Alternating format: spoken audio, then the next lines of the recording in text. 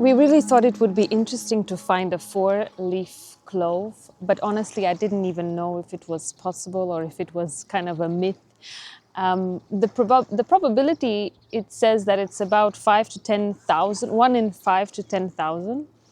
And so even though I would always, throughout my whole life, would look a little bit in the patches to see if I would find one, I never did. And then suddenly, we were celebrating our son's first anniversary. We were in this beautiful lake, the Launen See. And guess what? It just popped out of nowhere. Exactly a 4-leaf clove on that magical day, on that magical celebration.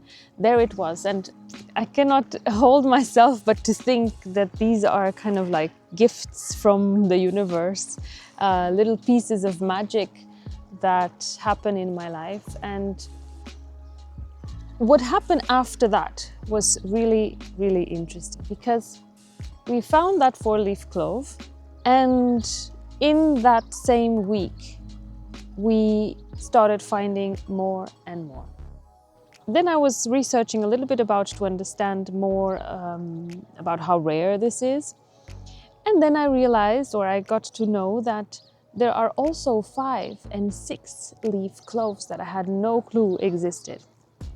I mean, maybe we can attribute this to the frequency illusion phenomenon of the Baader Meinhof concept, which is that when you get to know about a new word or a new concept, it's very likely that you will see more of that, right? Like the fact that, for example, pregnant women see lots of other pregnant women. Because that's what the brain does. It doesn't show you the world. It shows you the version of the world it thinks you need to see. But regardless, what happened was that we started finding many, many more.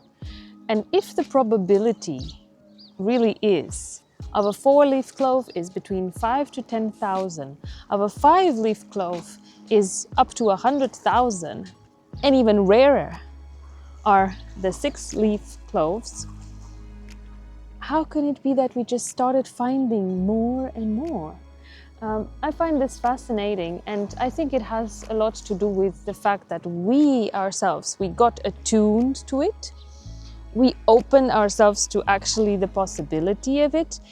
So basically that our brain learned that this exists, this is out there. It learned to distinguish it from the others. And so it became a much more real possibility for us. And the funny thing also is that then my partner brought home one with a little bit of a root.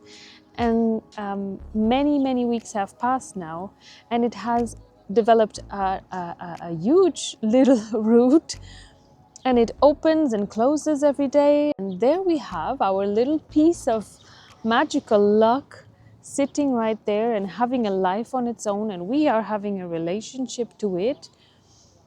And it just feels so special.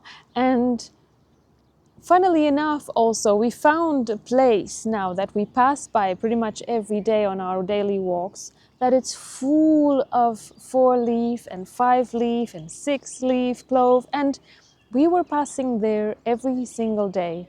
That place was there every time, and we were not seeing it. And all of a sudden, boom, it is there for us. It is part of our life. We have a 4-leaf clove at home, and it just feels so easy to see more. When before it was just an absolute impossibility, or we didn't know that it was possible. And I find this very sweet and representative of how when you align yourself to something, that becomes so much more accessible to you. And I'm really curious about your experiences, because I really wondered myself if this is really so special, or if I was just making it all up myself. So I'm really curious if you have ever found a 4 or 5 or 6-leaf clove yourself. I'm really curious if you have ever searched for it. And I would love if you would share with me in the comments.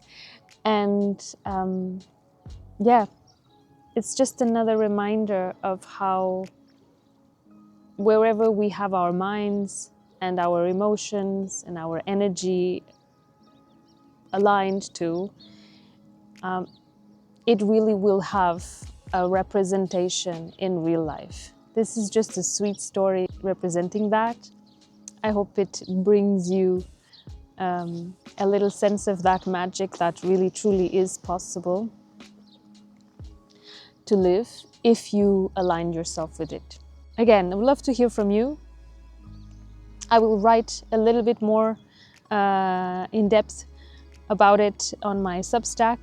Every video I make, there's a correspondent Substack article about it in which I explore it with a little bit more detail and in a little deeper way.